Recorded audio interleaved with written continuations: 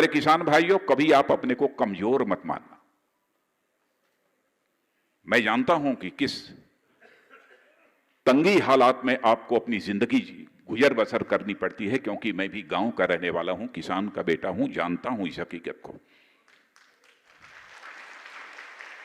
कई बार सूखे के कारण, बाढ़ के कारण, कीड़े लग जाने के कारण फसलें बर्बाद हो जाती हैं, फसलों की उचित कीमत नहीं मिलती है, घर में त्राही त्राही मच जाती है।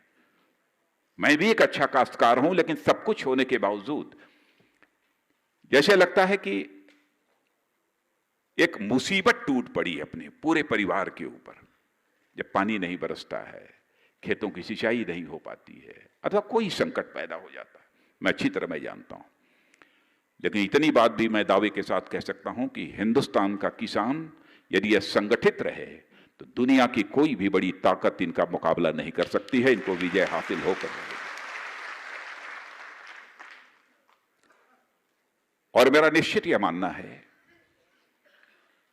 कि भारत को यदि हम धनवान भारत बनाना चाहते हैं, दुनिया के विकसित देशों की कतार में खड़ा करना चाहते हैं, तो जब तक हिंदुस्तान का किसान धनवान नहीं होगा, तब तक भारत किसी भी सूरत में धनवान नहीं हो सकता है। किसानों की माली हालत हमको सुधारनी होगी, उन्हें अपने उपज की उचित कीमत देनी होगी। और इस हकीकत को भी मैं जानता हूं, केवल कृषि के माध्यम से हम किसान को जो ताकत देना चाहते हैं वह नहीं दे पाएंगे। इसलिए आवश्यक है कि हर किसान परिवार में कम से कम एक जवान ऐसा जरूर हो जो कृषि के अलावा कोई अन्य दूसरा पेशा करता हो।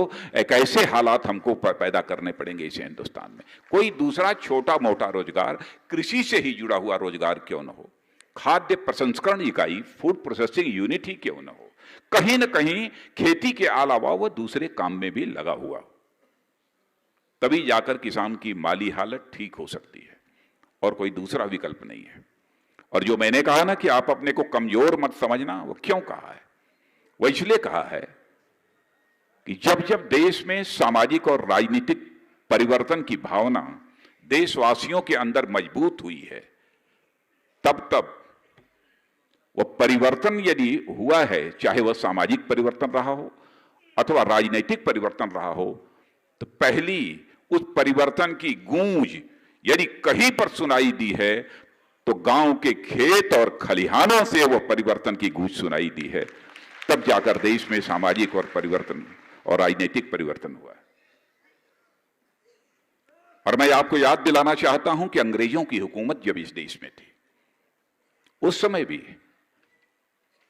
चंपारण का किसान सत्याग्रह महात्मा गांधी का मुझे भूल नहीं सकते हैं। परिवर्तन की अलख जगाई थी उन्होंने। हम भूल नहीं सकते बारडोली आंदोलन सरदार वल्लभ भाई पटेल का, सिलसिला वहीं से शुरू हुआ था। इसीलिए जो मैंने कहा, बहुत सोच समझकर कहा कि सामाजिक और राजनीतिक परिवर्तन की गूंज यदि भावना उनके अंदर बलवती हो गई, तो पहली गूंज यदि कहीं सुनाई देगी तो वो केवल गांव के खेत और खलिहानों से। इसीलिए मैंने कहा,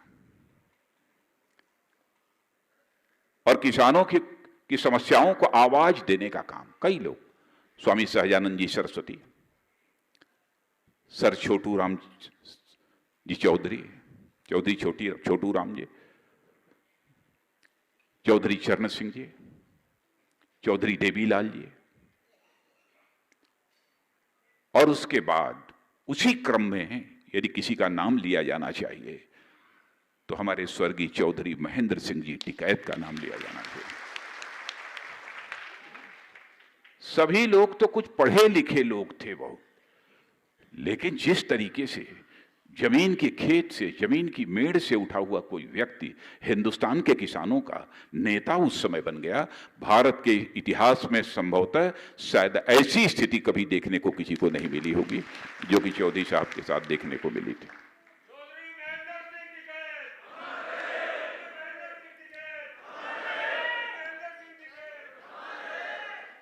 एक बार मैं मेरठ से आगे कहीं जा रहा था, मुझे खबर मिली कि मेरठ के हॉस्पिटल में वो भर्ती हैं, अस्वस्थ हैं। तो हमारी तबीयत नहीं मानी और मैंने कहा कि चलो थोड़ी देर में पहुंचेंगे आगे, कोई फर्क नहीं पड़ता है, लेकिन टिकैत साहब भर्ती हैं तो मैं जरा हॉस्पिटल में उनको देखते हुए मैं तब चलूंगा। और मैं उनको हॉस्पिटल में देखने के लिए मेरठ गया था।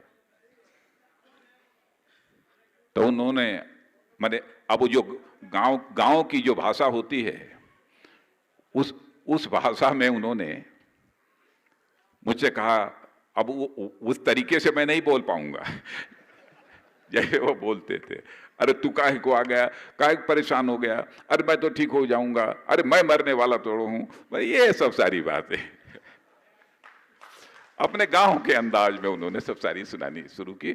और फिर एक आधा घंटा 40 मिनट तक मैं उनके साथ जो बैठा रहा, फिर उठकर मैं वहां से गया हूं। कहना चाहता हूं, विचार विमर्श का सिलसिला चलते रहना चाहिए। और मुझे खुशी है कि बराबर इन लोगों के साथ हमारी बराबर बातचीत होती रहती है। प्राय राकेश जी, चौधरी युद्धवीर सिंह जी, हमारे संजीव बालियान जी, ये सब सारे लोग बराबर बैठते रहते हैं, इनसे बराबर चर्चा होती रहती है। उस समय भी इसमें क्या क्या संशोधन कर दिए जाएं तो यह बिल ठीक हो जाएगा, इस संबंध में भी इन लोगों ने कुछ सुझाव दिए थे। लेकिन कुछ ऐसे भी सुझाव थे जिस पर कि आम सहमति नहीं बन रही थी। तब फिर हम लोगों ने फैसला किया कि उसको वहीं छोड़ना चाहिए। यदि कभी कुछ करना है तो किसानों को विश्वास में लेकर किसानों की आम सहमति से ही किया जाना चाहिए, क्योंकि जो कुछ भी हम करना चाहते हैं वह किसानों के कल्याण के लिए करना चाहते हैं। अब चीनी का मामला जो गन्ना किसानों का है, बहुत गंभीर मामला है पश्चिमी उत्तर प्रदेश का। और यह हुआ कि 6,000 करोड़ रुपए की बैंक से इन लोगों को लोन दिलवाया जाए ताकि उसका पेमेंट करना शुरू करें। लेकिन मुझे जो जानकारी मिली है कि जो उसमें कामयाबी मिलनी चाहिए थी वो नहीं मिल पाई है। अब हम लोग देखते हैं कि इसके बाद ये चल रहा है, उसमें क्या करना, कैसे करना, फिर उसको बैठक बुलाकर कुछ हम लोग उसका समाधान निकालने की कोशिश करेंगे।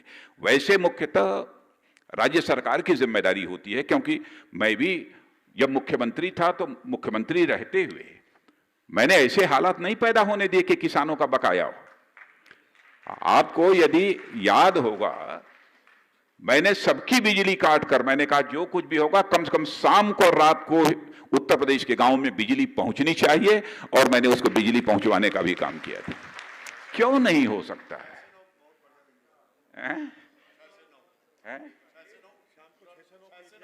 हाँ, दिया था, तो क्यों नहीं हो सकता है? तो समस्याओं का समाधान आप लोग आश्वस्त रहें, करने के प्रति हम लोग लगे हैं। और हमारे लिए, मैं ईमानदारी से कहना चाहता हूं, उत्तर प्रदेश में लंबे समय तक काम किया है। अब इस समय अब चूंकि यहां की जिम्मेदारी हो गई है,